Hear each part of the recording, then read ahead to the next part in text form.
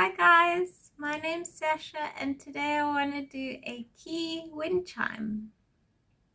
For this project you'll need some beads. I've got some black ones and some see-through ones, and I've got these bigger ones, and I've got some old keys and scissors and string, and then I've got this piece of PVC pipe that my mom cut, and I just spray painted it black. We're going to need a ring. So to make a ring, you can chop a ring off a piece of pipe. So what you can do is you can measure the size you want. You can use an angle grinder to cut the edge all the way around. And when you've got it, you can drill a few holes and then you're left with a ring. We start by hanging this part. I'm going to do 3 equal lengths of string, and I'm just gonna hook it through and get the ends right, and then I'm just gonna put a knot here. In my other wind chime video I did 4 strings, but today I want to do 3 just because it's also nice to do an odd number.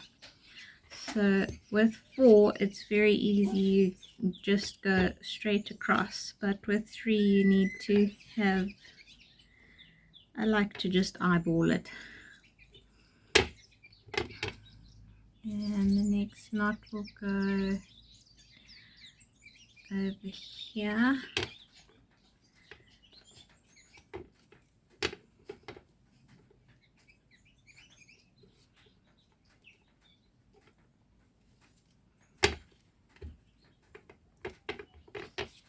And then the last one I'm going to put over here.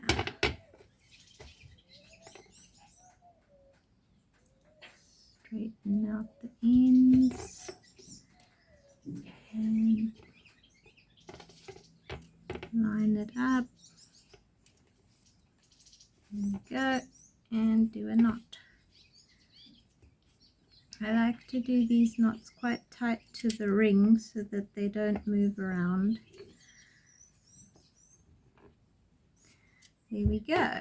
Now to bring it to the top, you got to hold it off the table to see that it's hanging straight,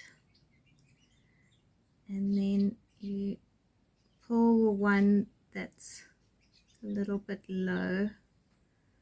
Yeah, that's great. And then you just do a knot at the top.